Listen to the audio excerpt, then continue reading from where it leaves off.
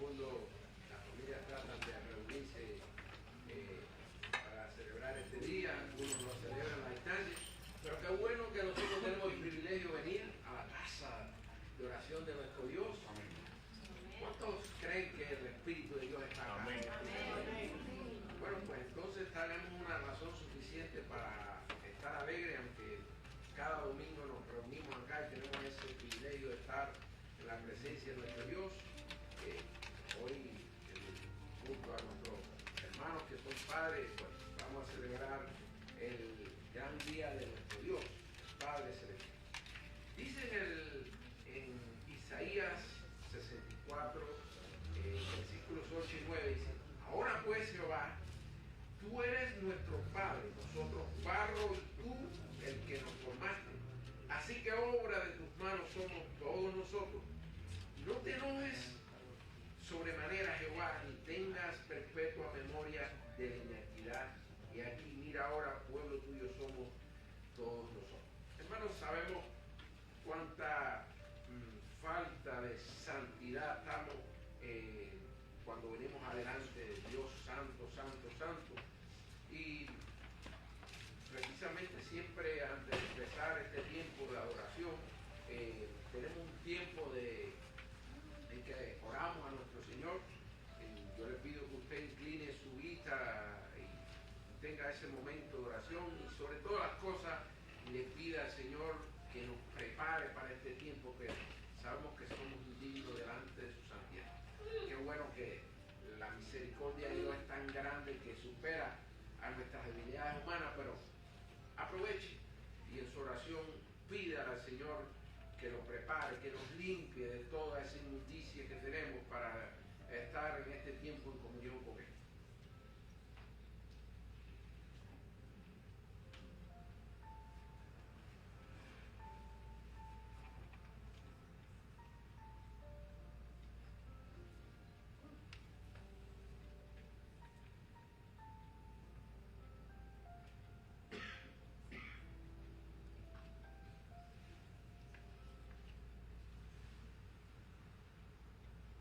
Padre, gracias por este tiempo, Dios.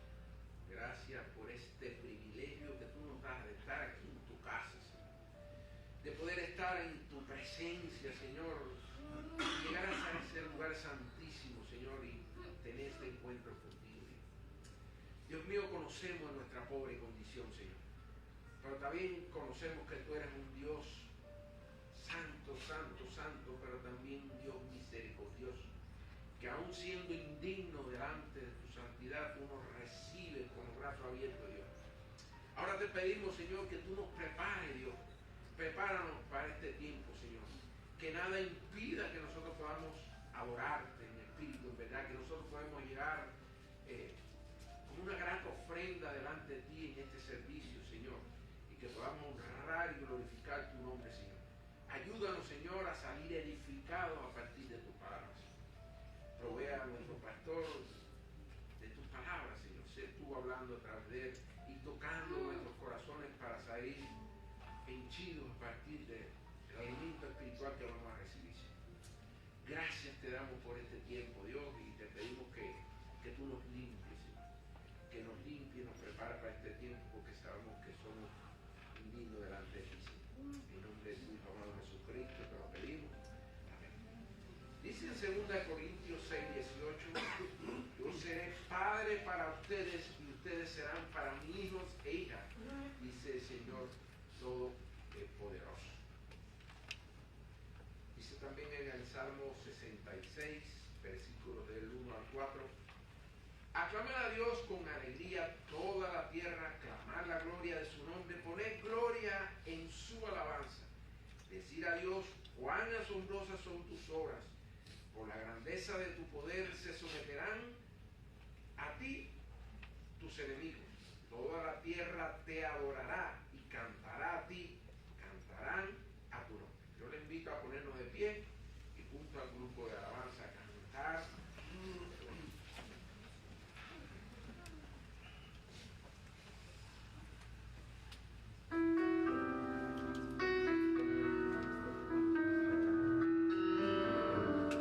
Ay, qué linda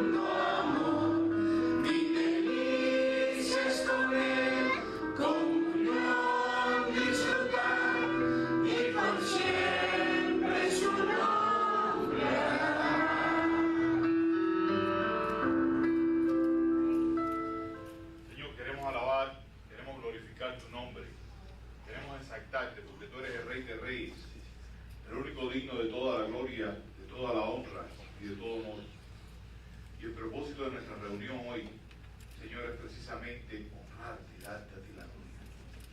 Te rogamos, Padre, que tu palabra también trate con nuestras vidas, que ella vaya transformándonos cada día más a tu imagen, que nosotros, Señor, nosotros vamos a responder en obediencia al llamado que tú nos haces por medio de tu palabra.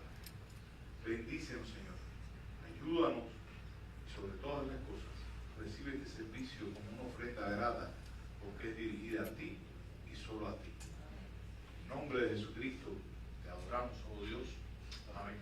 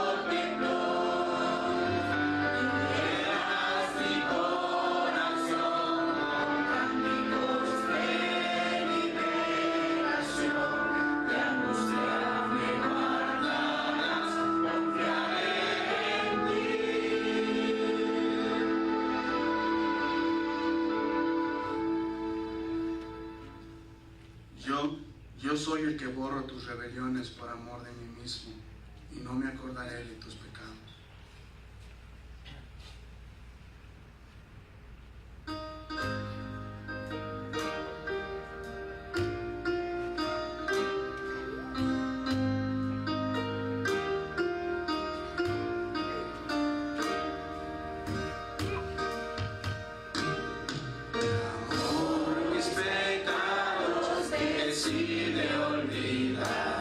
Lanzados al mar no los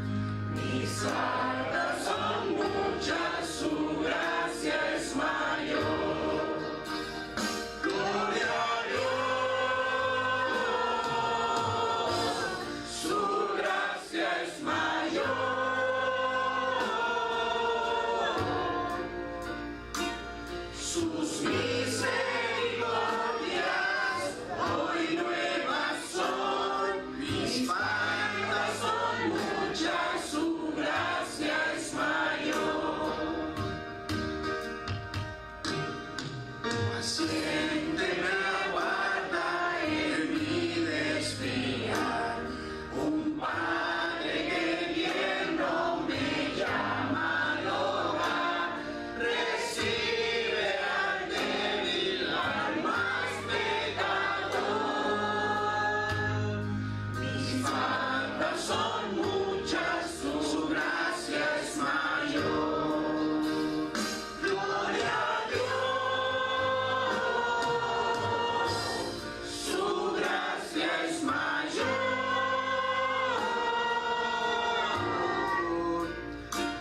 Sus misericordias hoy nuevas son, mis faltas son muchas, su gracia es mayor. Grandes riquezas Él nos otorgó, su sangre fue el pago, su vida entregó, pagó esa deuda y la canceló.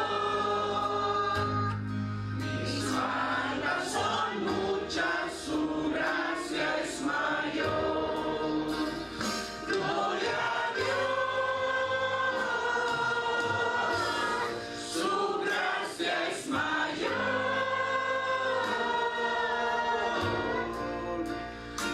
Sus misericordias hoy nuevas son, mis faltas son muchas, su gracia es mayor.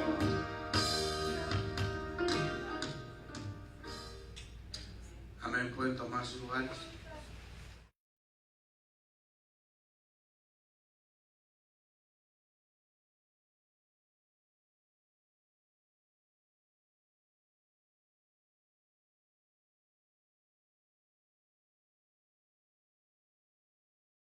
Diezmos, ofrendas.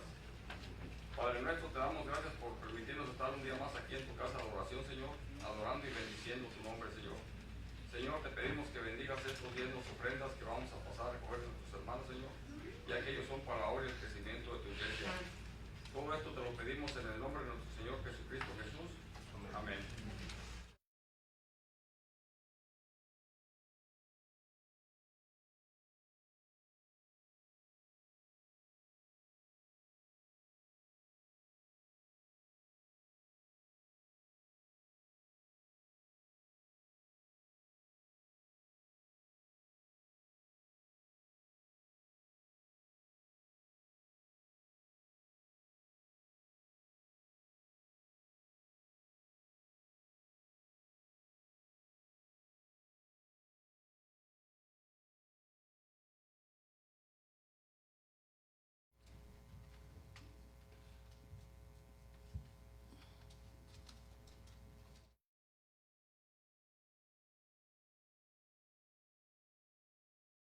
Encontramos en Marcos 1, del 1 al 8. Marcos 1, 1, 8. Inmediato lo encontramos. Bueno, me piden reverencia a la palabra de Dios.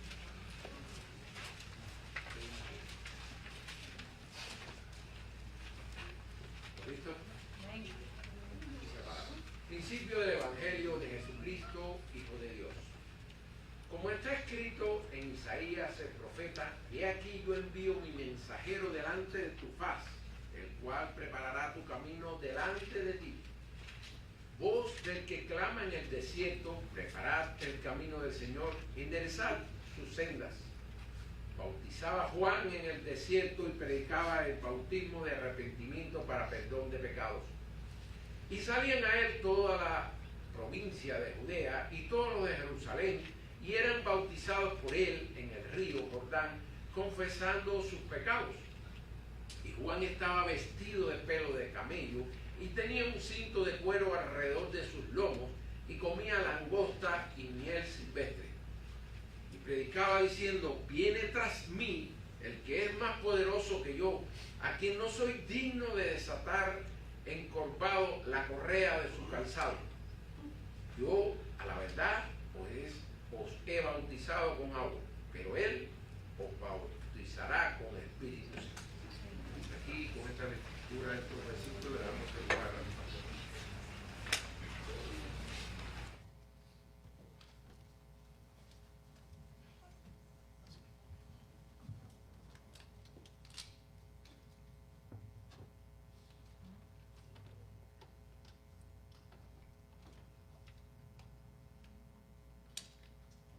Hermano, damos gracias a Dios por el día de hoy, por todas sus bondades, ¿verdad? Estuvimos dando un resumen general del Evangelio de Marcos, o sea, estuvimos tratando de introducir el Evangelio y todas sus generalidades. Y hoy queremos comenzar precisamente con este capítulo 1, hablando del precursor, en este caso de nuestro Señor Jesucristo, aquel que vino a preparar el camino, en este caso, del Señor, y haciendo referencia a Juan el Bautista, hablando precisamente acerca de Juan el Bautista.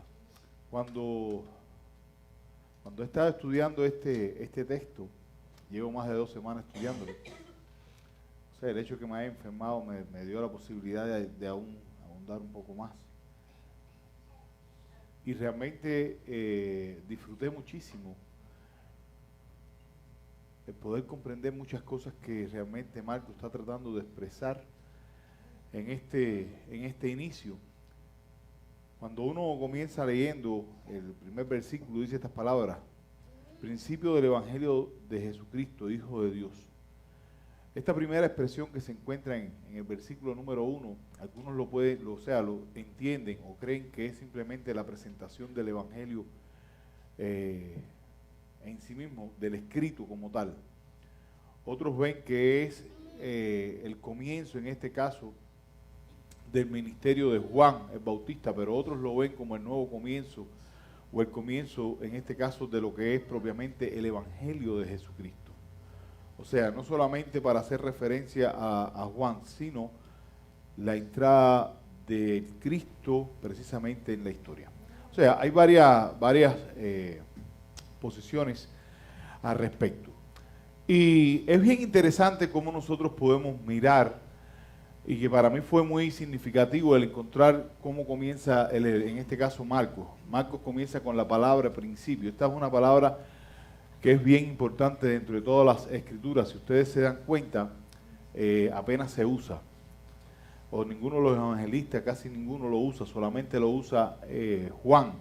El Evangelio de Juan, usted va a encontrar esta expresión de el principio. O sea, y es la misma idea cuando usted va a la Septuaginta. La Septuaginta, en este caso, es la Biblia hebrea traducida al griego. O sea, es una traducción griega del Antiguo Testamento, cuando hablamos de la Septuaginta. También comienza con la misma expresión en el principio. Y esta idea se va a estar repitiendo una y otra vez. Lo cierto es que la entrada de Jesucristo, con la entrada de Jesucristo, y yo prefiero ir por ahí, la entrada de Jesucristo en la historia comienza, es un nuevo principio, y es cuando comienza lo que se conoce como la era escatológica. La era escatológica para un judío. Esta era escatológica para un judío era la entrada, en este caso, del Mesías en la historia. Es este Mesías que venía a traer la liberación precisamente de Israel, ¿verdad? Esa era escatológica también es el comienzo, lo que muchos entienden como una nueva creación. Y es un principio que usted va a encontrar a través de las Escrituras. Para poderles poner un poco en perspectiva de lo que estoy tratando de transmitirle, cuando está hablando precisamente del principio, estamos hablando de esa nueva creación, y esa nueva creación está ligada, por ejemplo, a la creación que Dios creó, o sea, lo primero que Dios hizo en Génesis capítulo 1, pero después cuando usted camina a través de la historia, usted va a ver, por ejemplo, que con el diluvio hubo una nueva creación. Cuando usted sigue caminando, usted va a encontrar que con Moisés hay una nueva creación. Cuando usted continúa caminando, llegamos hasta David y es una nueva creación. Y la entrada de Cristo en la historia, todo esto son tipos precisamente de esa nueva creación. Por lo tanto, cuando está hablando del principio, se está refiriendo precisamente a que está comenzando la era escatológica, donde comienza una nueva creación. Ese es precisamente el principio, y ese es el principio que en algún momento también cada uno de nosotros estuvimos hablando. Cuando hablamos de esa era escatológica, por ejemplo, yo quiero remitirlos, si ustedes son tan amables, de ir a Isaías, no sé si Ruth puede ayudarme. Isaías capítulo número 11.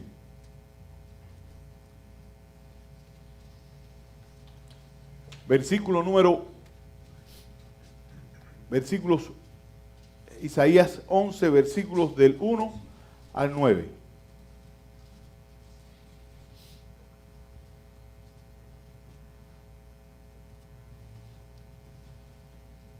Refiriéndose precisamente a esa nueva creación en Cristo, al comienzo de esa era escatológica, dice: y brotará un retoño del tronco de Isaí, un vástago de sus raíces dará frutos, y reposará sobre él el espíritu del Señor, espíritu de sabiduría, de inteligencia, espíritu de consejo y de poder, espíritu de conocimiento y de temor del Señor.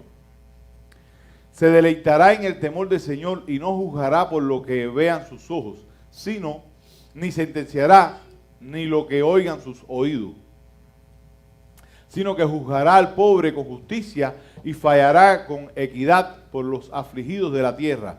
Herirá a la tierra con la vara de su boca y con el soplo de sus labios matará al impío. La justicia será ceñidor de su lomo y fidelidad ceñidor de su cintura. El lobo morará con el cordero y el leopardo se echará con el cabrito. El becerro y el leoncillo y el animal doméstico andarán juntos y un niño los conducirá. La vaca y el oso pacerán, sus crías se echarán juntas y el león como el buey comerá paja. El niño de pecho juzgará y junto a las cuevas de la cobra, y el niño destetado extenderá su mano sobre la guarida de la víbora. No dañará ni destruirá en todo mi santo monte, porque la tierra estará llena de su conocimiento del Señor, como las aguas cubren la mar. Lo cierto es, hermano, que este reflejo de Isaías está hablando precisamente de lo que va a traer esa nueva creación y que es descrita precisamente también en el libro de Apocalipsis, los capítulos números 20. Ahora, ¿por qué yo quiero que ustedes puedan entender esto? Y ustedes van a decir, bueno, estamos hablando de la nueva creación, es el comienzo, ¿sí? Hay un comienzo y cómo esto afecta hoy a mi vida. El asunto es que nosotros en estos tiempos en que estamos viviendo somos parte de estos tiempos postreros. Por lo tanto, estamos viviendo la era escatológica, esa era escatológica que se inauguraba con la entrada, en este caso, de Jesucristo en la historia. Y es la idea que en este caso que Marco puede estar queriendo expresar. Nosotros ahora somos parte de esa era escatológica, ya Cristo vino, por lo tanto lo que nos espera, el final de esta era escatológica es precisamente esa nueva creación. Ahora, como es también un comienzo, es importante poderlo ver hoy en mi vida, en lo personal. Yo creo que aquí es donde está el mayor desafío, porque no es solamente entender que Jesucristo en la historia le dio comienzo a una era escatológica. Para nosotros también hay un nuevo comienzo, hay un principio. Y ese principio espiritual llegó cuando Jesús entró en nuestras vidas personales. Pero aún se ve reflejado a diario. Aún se puede ver también reflejado a diario en esa comunión íntima con el Señor. Y en este punto, hermano, nosotros como iglesia, nosotros como creyentes, ¿verdad? Tenemos que valorar el hecho de que somos parte de esa nueva creación, de que somos parte y somos también, como dice la primera carta a los Corintios, segunda carta a los Corintios 5:7, que somos también una nueva criatura. Y como nueva criatura vivimos acordes entonces a los valores de esta nueva creación. Y esto sucede precisamente en el principio. Jesús inaugura este tiempo escatológico para que su pueblo se pueda reunir precisamente para adorar a Cristo. Pero continúa el texto, es el principio de ¿qué? Dice el texto, del evangelio. Esta es otra palabra que es significativa dentro de todo el texto. Tenemos que mirar la palabra evangelio y entender la palabra evangelio dentro del contexto cultural. Una de las cosas que estuvimos hablando hace 2 semanas atrás era el hecho de que el Evangelio de Marcos estaba dirigido a quién. ¿Quién era su audiencia? ¿Se acuerdan? Cristianos que se encontraban en Roma. Déjenme refrescarlo porque me supongo que casi ninguno de ustedes se está acordando de eso ya. O sea, la mayoría se cree que la iglesia fue enviado precisamente a Roma, teniendo en cuenta que en este caso Marcos podría ser un ayudante de Pedro. Y entendiendo su audiencia, se utiliza la palabra evangelio, aunque la palabra evangelio también la vamos a ver en el Antiguo Testamento. Vamos a ver de las dos perspectivas para poder entender la idea que estaba transmitiendo. ¿Cuándo se usaba, por ejemplo, la palabra evangelio? Por ejemplo, cuando nació Augusto César, hay una inscripción que aparece muy famosa, donde cuando el nacimiento de de Augusto César lo llama como las buenas nuevas o el evangelio en griego. ¿Esto qué significa? Que era un anuncio muy importante. Para el mundo grecorromano, cuando se usaba esta expresión, en este caso estamos hablando del nacimiento de Augusto César, pero también cuando un heraldo venía con la expresión que traía el evangelio o las buenas nuevas, era cuando los romanos estaban regresando de sus batallas y que habían sido ya vencedores. Por lo tanto, esto era también algo que era bien significativo y era una expresión que se utilizaba. Cuando ellos están escuchando entonces que Jesucristo es esas buenas nuevas, yo quiero que ustedes entiendan que están escuchando un anuncio que es importante y un anuncio que es trascendental, entendiendo su contexto romano. Ahora, para el contexto judío también era una palabra utilizada. Si ustedes van a Isaías, capítulo número 52, versículo número 7.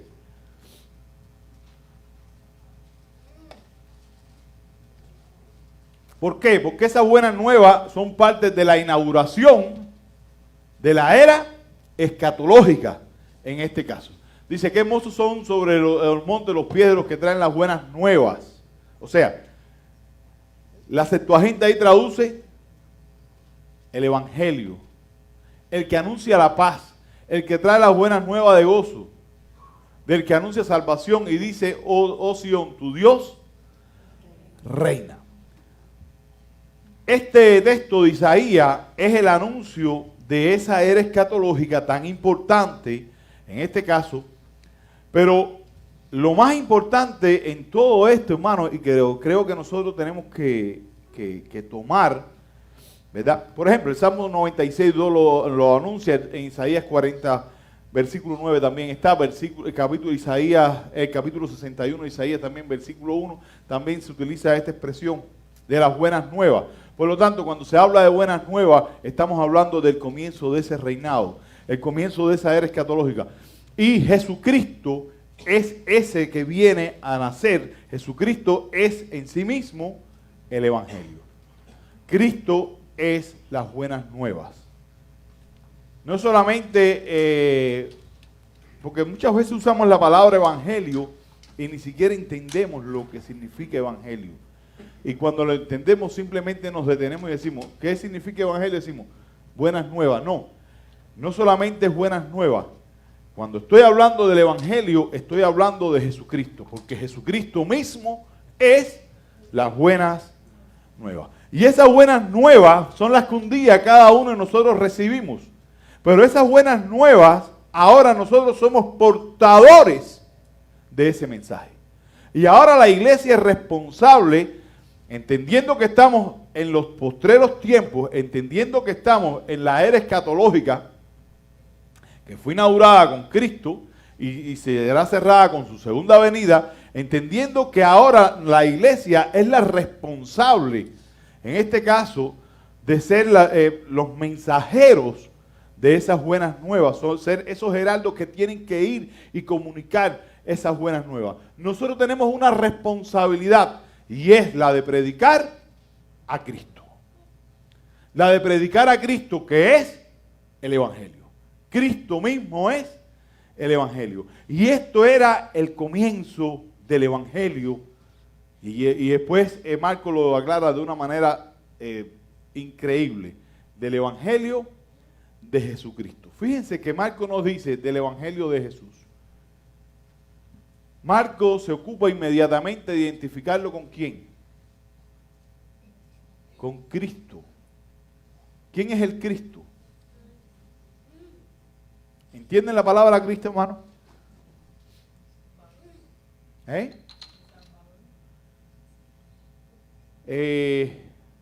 Sí es el Salvador. Cuando ustedes escuchen la palabra Cristo, les voy a decir una palabra que ustedes quizás van a escuchar en algunos lugares. Es el ungido.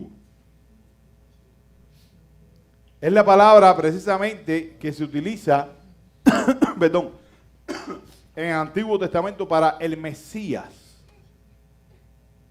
Cristo, la palabra hebrea es Mesías, la palabra griega es Cristo. Y cuando se habla de ese Cristo, y usted encuentra las descripciones que están en el Antiguo Testamento, Marco estaba ocupándose de que entendieran que este Cristo era el Hijo de Dios y por lo tanto era el mismo Dios y el Salvador del mundo. De manera que no quiso decirle solamente, es el comienzo de las buenas nuevas. Le dice, es el comienzo de una era escatológica donde las buenas nuevas es el Dios hecho hombre. Es ese Dios que se hizo hombre porque ha venido a salvarnos para llevarnos a esa nueva creación, de la cual hoy nosotros estamos caminando como iglesia y formamos parte. Por lo tanto, como hijos de Dios, en este caso, ahora como nosotros parte de ese pueblo, como ahora nosotros parte de esa nueva creación, tenemos y vivimos de una manera diferente, porque formamos parte ahora de un reino, en este caso, diferente. Y la iglesia tiene que aprender a vivir y a identificarse, en este caso, una y otra vez con la persona de Cristo, tal y como las Escrituras nos los enseñan. La pregunta viene y se hace latente. La pregunta es la siguiente, hermano. Nosotros como iglesia estamos viviendo de esa manera, sabiendo que formamos parte ahora de una nueva creación, entendiendo ahora que formamos parte de un nuevo reino, entendiendo ahora que somos nuevas criaturas y por ende tengo que vivir de diferente a lo como el mundo lo estaba presentando, porque ese es el Evangelio de Jesucristo.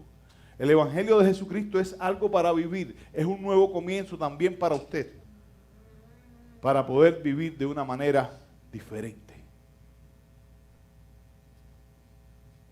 Tristemente hoy las iglesias viven, aparentan una vida diferente dentro de sus cuatro paredes. Pero la iglesia está llamada a impactar al mundo por la manera en que vive, hermano. De la manera en que refleja que son nuevas criaturas. La manera en que reflejan precisamente. Después más adelante vamos a ver cómo todas estas cosas se ven vistas precisamente en la persona de Juan el Bautista. De Juan el Bautista. Dice, continúa el texto de esta manera. Como está escrito por el profeta Isaías, he aquí yo envío mi mensajero delante de tu faz, el cual preparará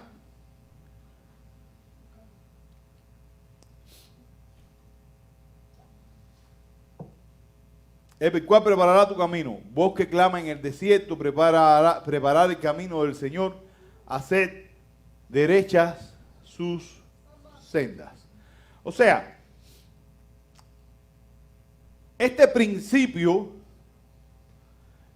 del Evangelio del Hijo de Dios no es algo que ocurrió de una manera fortuita y por casualidad.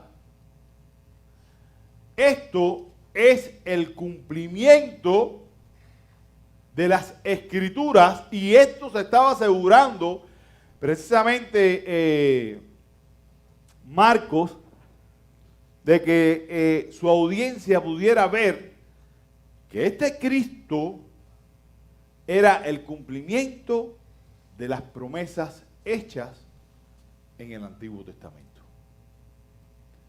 Por lo tanto, esto realza, la palabra no creo que sea realce, esto le da el valor que debe de tener a las Escrituras. Cómo cada una de sus palabras se van a estar cumpliendo. Por eso es que comienza diciendo estas palabras. Como está escrito en el profeta Isaías: he aquí yo envío mi mensajero delante de tu faz, el cual preparará tu camino. Y viene la otra expresión: voz que clama en el desierto. Y usted dice, bueno, ¿y por qué voz que clama en el desierto? Entendemos que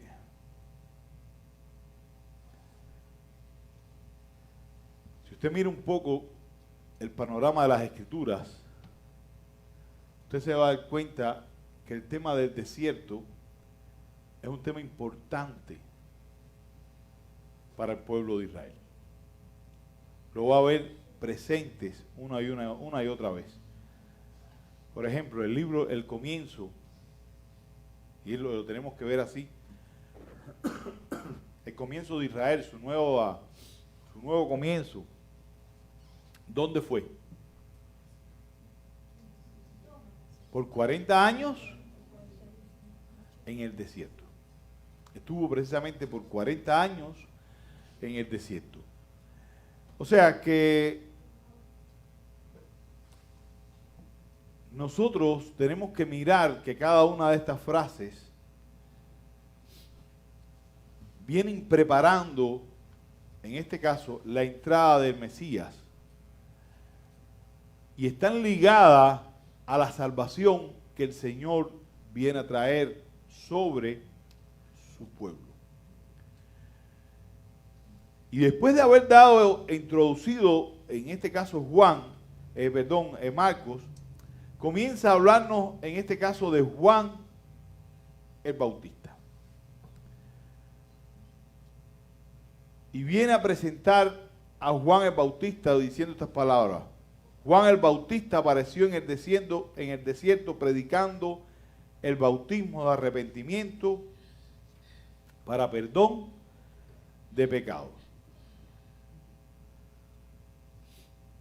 Primero que nada, dice el texto que Juan apareció predicando acerca de la persona de Cristo. Vamos a entender un poco primero quién es Juan.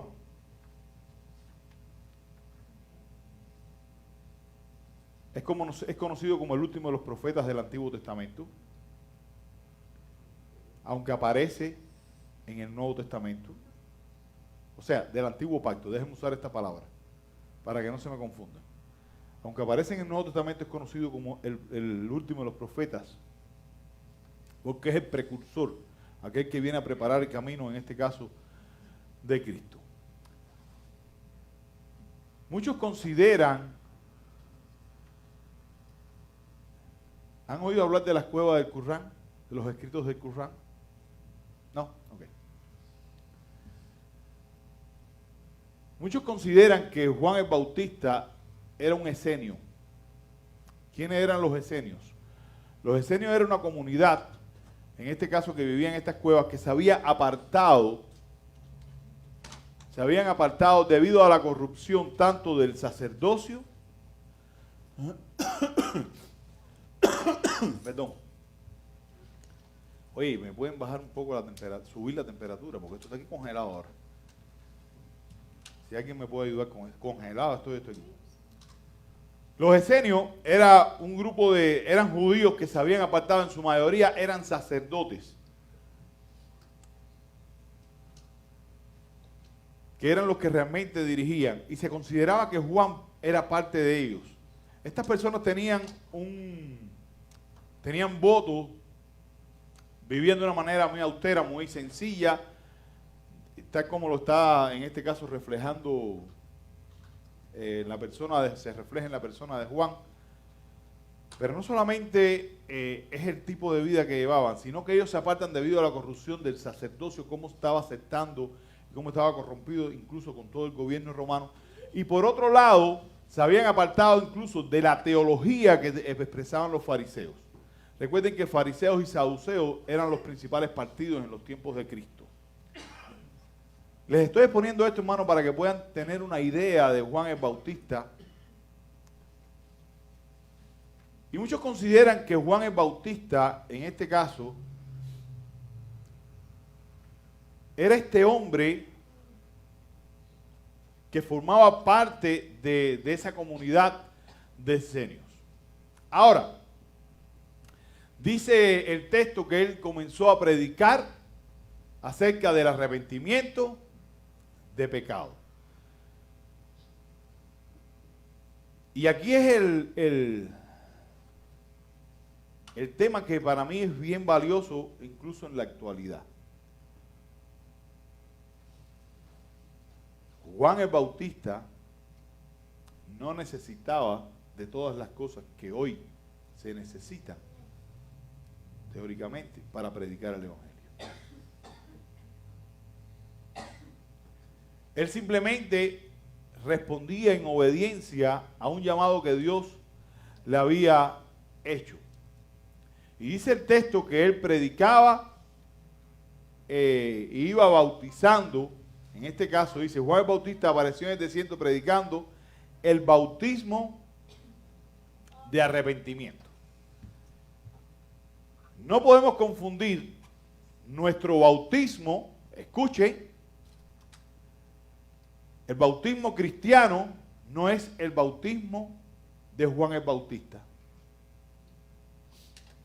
Les voy a dar dos opciones, les voy a dar tres opciones de a qué bautismo se refiere. En primer lugar, algunos creen que se está refiriendo al bautismo de prosélitos. ¿Quiénes eran los prosélitos? Aquellas personas que no eran judías, pero habían abrazado, en este caso, la fe judía. ¿Qué sucede con el bautismo de prosélito? Que era solamente, y se le practicaba solamente a aquellos que no eran judíos. Dice las Escrituras que salían ¿de dónde? De toda la provincia de Jerusalén, de Judea. O sea, salían personas que también eran judías y eran bautizados. La segunda opción es el ritual de lavamiento que tenían los esenios. Los esenios practicaban un lavamiento que ellos entendían que era precisamente para el perdón de pecado. En este punto, los esenios no practicaban esto un día, sino que era una práctica muy eventual. Por lo tanto, no era parte, por lo tanto, y aquí se está hablando de que las personas se estaban bautizando para arrepentimiento. Así que estas son dos opciones que usted va a encontrar, incluso comentaristas que van a agarrar cualquiera de las dos. Yo respeto eso, ¿no? Pero existe una tercera que es de alguna manera desconocida y que es comenzada precisamente con Juan el Bautista. Y es este bautismo que es llamado arrepentimiento, donde eran llamados tanto Israel como gentiles. Y era un llamado al arrepentimiento. ¿Por qué es un llamado al arrepentimiento? Vuelvo a conectarlos con esto. Porque es el inicio de una era escatológica. Por lo tanto, ellos estaban entendiendo, en este caso, los judíos entendían perfectamente que los tiempos finales estaban por comenzar. Y por eso es que ellos salían, sabiendo que esta era la inauguración de la era escatológica, ellos salían y se arrepentían.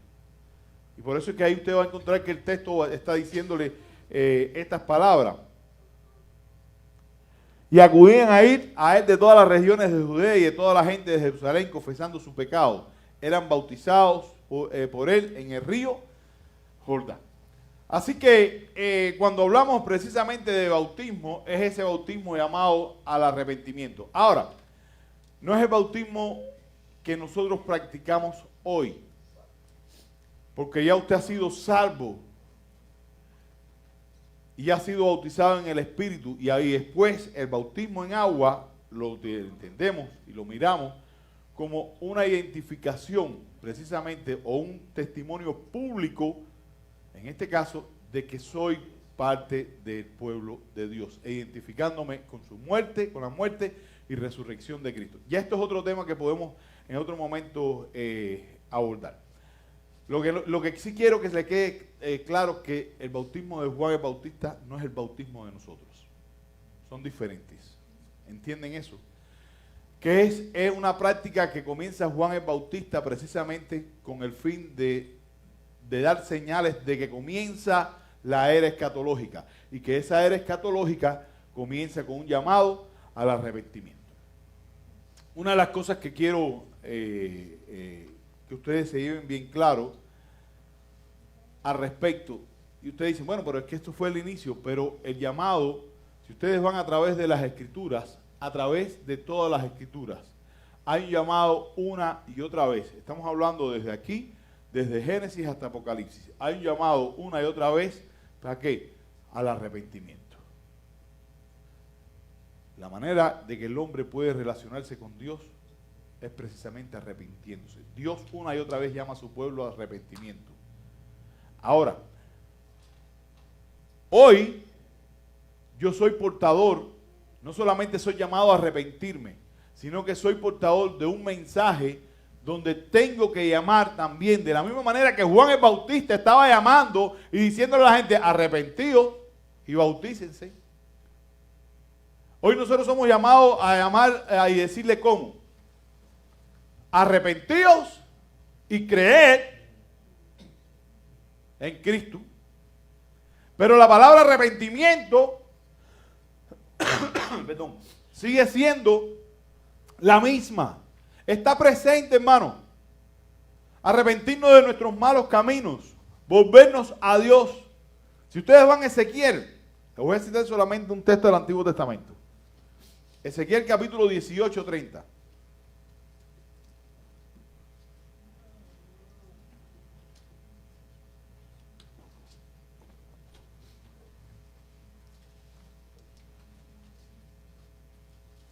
¿Qué dice?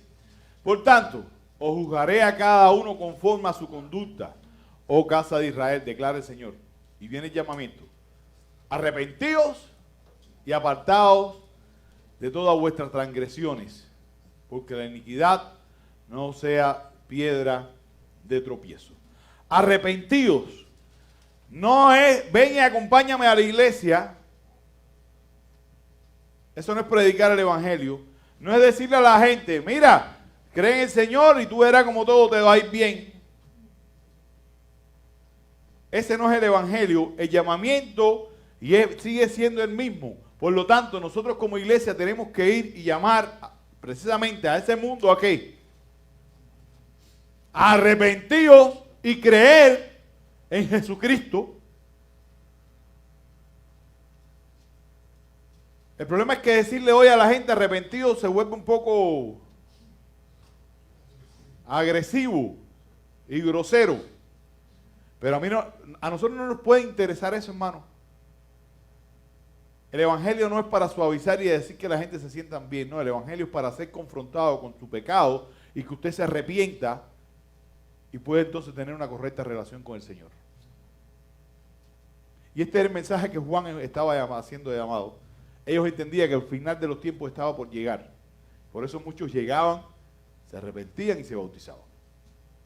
Porque la era escatológica había comenzado.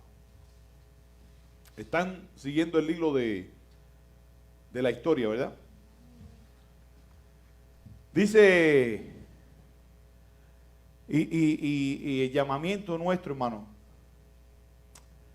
el llamamiento nuestro es el mismo, es de ir y predicar de la misma manera que Juan lo hizo. Y la pregunta es esa, ¿estamos haciéndolo?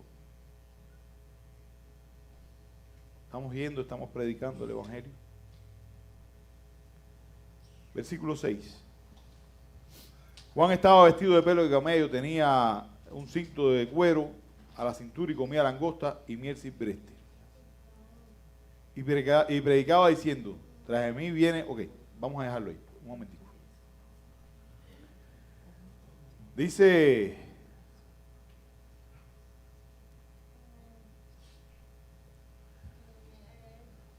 si yo les preguntara, ¿ustedes ven en Juan el Bautista un estilo de vida diferente al de su mundo?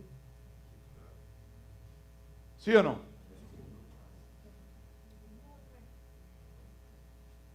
tenía un estilo de vida diferente, 100%.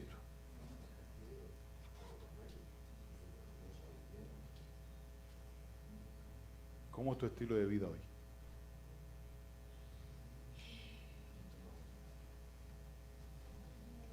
Porque es muy fácil ver de Juan. La pregunta es, ¿cómo es tu estilo de vida hoy?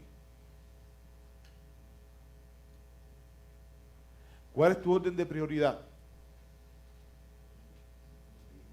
Yo estoy mirando aquí un hombre que tenía como su prioridad, en este caso, la obediencia a Dios. La obediencia al llamado que Dios le había dado. Esa era su prioridad. Y vivía acorde a su prioridad.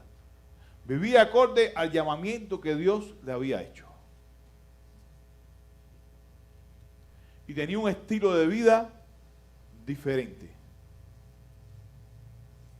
Vivía literalmente con lo que necesitaba. ¿Sí o no? Es lo que yo veo en Juan ahí, ¿no? Estaba hablando de su ropa. Él no estaba pensando si tenía puesto no sé qué marca, o si la ropa era barata o cara, o si el carro era del año o no. Él simplemente estaba vestido. No le interesaba impresionar a la sociedad con su aspecto. Era su mensaje quien impactaba. Nosotros como iglesia estamos viviendo así, hermano. Es el mensaje nuestro quien está impactando. ¿Qué estamos haciendo como creyentes? Estamos respondiendo al llamamiento que Dios nos ha dado,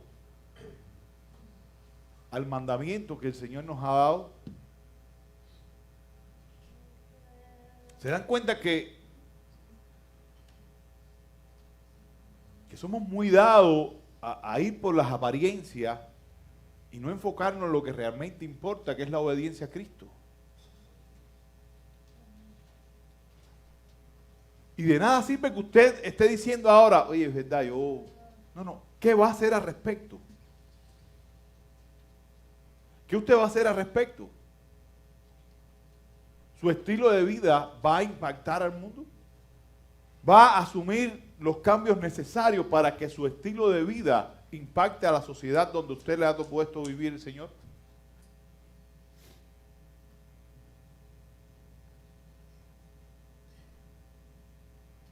Porque Juan respondió al llamado de Dios y respondió viviendo con lo necesario. Pero vivimos en una sociedad ahora y somos víctimas, y no solamente víctimas, somos cómplices también de esa sociedad. Y nos enrolamos con esa sociedad y no vivimos de manera diferente. Estas son las cosas que a mí me impactan muchísimo de Juan el Bautista. Salió, confrontó, lo que nadie decía a un sacerdote se lo dijo, arrepiéntete. Lo que nadie le decía a la gente de su época, el mensaje que nadie todavía era capaz de llevar. Porque el tema del bautismo trasciende también, ¿eh? Para ellos era una ofensa tener que bautizarse un judío. Porque ellos eran los escogidos. No necesitaban. Mirándolo desde el bautismo del prosélito.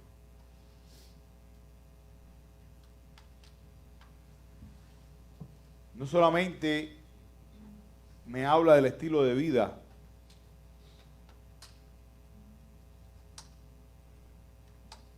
el versículo 6. Veo algo más. Versículo número 7. Y predicaba diciendo, tras mí viene uno que es más poderoso que yo, a quien yo no soy digno de desatar, inclinándome las correas de su sandalia.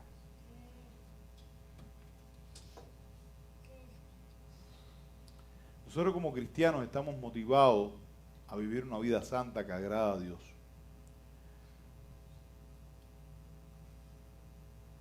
Pero como cristianos estamos llamados, y me río porque es el punto, quizás ustedes digan, oye, pero el pastor siempre está hablando de lo mismo. Porque para mí es muy significativo esto, hermano. Estamos llamados a glorificar a Dios. La gloria de Dios es el llamado por el cual usted fue creado. Si usted fue creado para la gloria de Dios, entonces todas mis acciones van a estar dirigidas a la gloria de Dios. Y eso va a afectar absolutamente todas las áreas de mi vida, todas las acciones de mi vida. Todo es para la gloria de Dios. Y este señor llamado Juan el Bautista podría haber dicho, déjenme llevarme yo el mérito. Yo soy el que estoy pasando el trabajo aquí en el desierto. Yo soy el que ando pasando hambre. Yo soy el que estoy haciendo el sacrificio. El que está llevando una vida dura. Yo merezco todo el mérito. Pero cuando todos llegaban, él lejos de decir yo, él decía, es Cristo, el que viene después de mí. Ese es el merecedor. Yo soy simplemente un instrumento en sus manos. Ese era Juan el Bautista, hermano. Es ese hombre que fue capaz de decir es necesario que yo mengüe. Vamos ahí, vamos al Evangelio de Juan.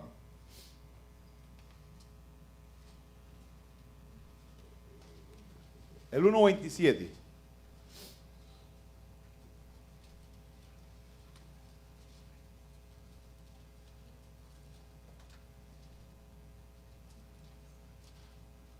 Quiero que vean Juan 1:27, Juan 3:30. Juan 1:27 dice la misma expresión. El que viene después de mí, a quien yo no soy digno de desatar la correa de su sandalia. Pero si ustedes van a Juan 3:30,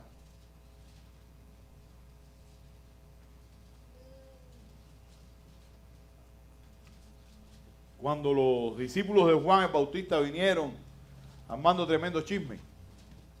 No, porque ahí está Jesús que está hablando, que si este es más importante, que todo, porque esto es lo interesante. Bueno, ahora les hablo de eso.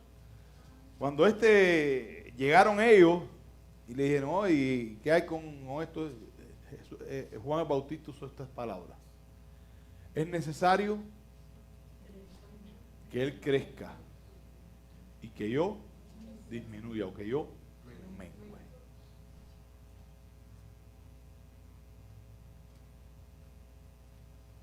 Eso es vida cristiana, hermano. Muchas veces lo vemos como una frase, o sea, escritural y hecha, pero es una frase que impacta o debe impactar de una manera tan grande en nuestras vidas. Es necesario que yo no reciba crédito ninguno. Es necesario que yo no reciba el reconocimiento de nadie. Es necesario que la gente cuando me vean a Cristo para que Él sea glorificado. Es Cristo.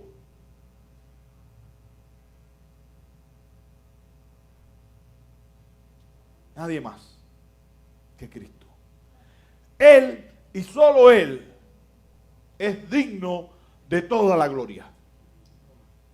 Él y solo Él es el motivo de mi existencia. Por lo tanto, todas mis acciones, todo lo que hago, digo, todo lo que pienso, aún tiene que estar dirigido a la gloria de Dios.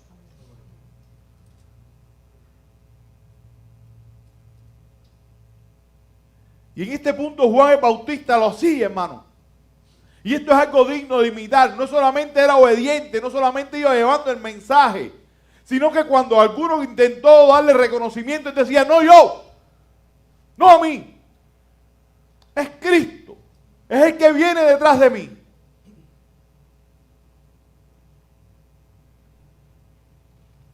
¿Cómo nosotros vivimos? ¿Cómo nosotros actuamos hoy?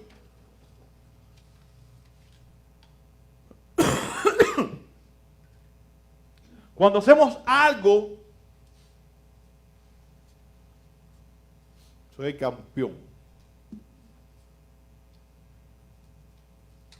Cuando logramos algo, ¿verdad que me he sacrificado muy duro para llegar donde estoy?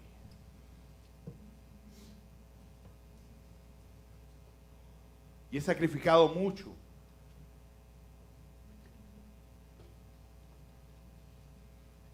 Cuando sabemos algo, he estudiado, por eso sé lo que sé, porque me he sacrificado y he estudiado muchísimo. Miserable. Si no piensas que todo lo que tienes, que todo lo que sabes y todo lo que puedas lograr es porque Dios te lo ha permitido. Por lo tanto, dirige toda la gloria a Dios y no al reconocimiento humano. Él y solo Él es digno de la gloria. Solo Él, hermano. Dejemos de mirarnos y ser tan narcisistas donde creemos que somos el centro del mundo. Las redes sociales, es una locura donde el hombre quiere exaltarse a sí mismo. Exaltarse. O sea,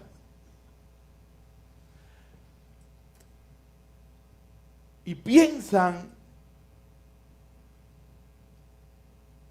y pensamos, porque no es que piensan, pensamos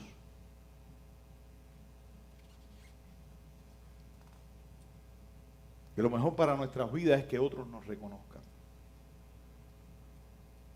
Juan el Bautista no pensó así. Juan no dijo, no. Él no dijo, póngame aquí en la primera página de Facebook y quería tener 1000 seguidores. Él quizás estaría diciendo, no me sigan a mí. Sigan a Cristo.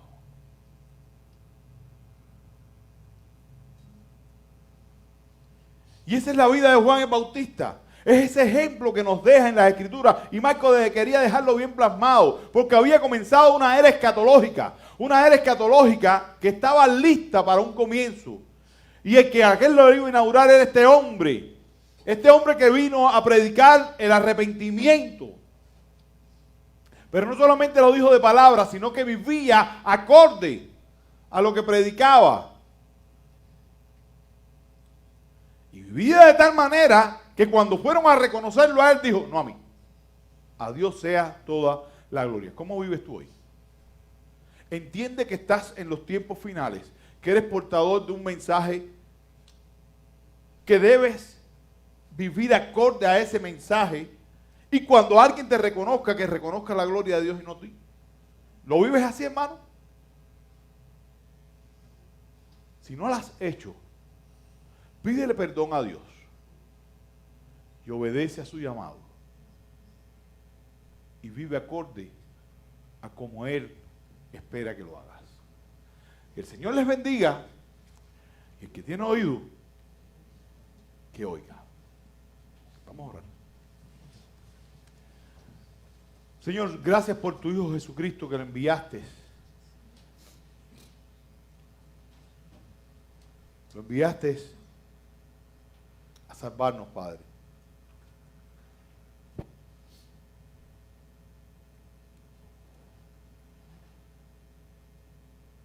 Perdónanos, Señor.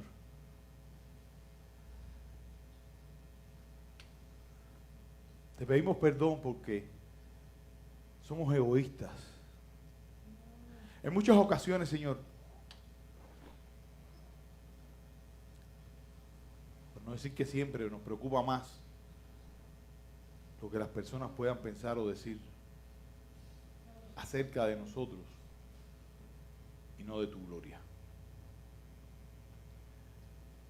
Nos interesa muchas veces tener la aceptación, Señor, de del mundo.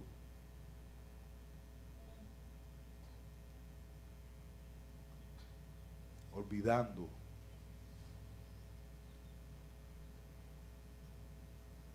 a que fuimos llamados.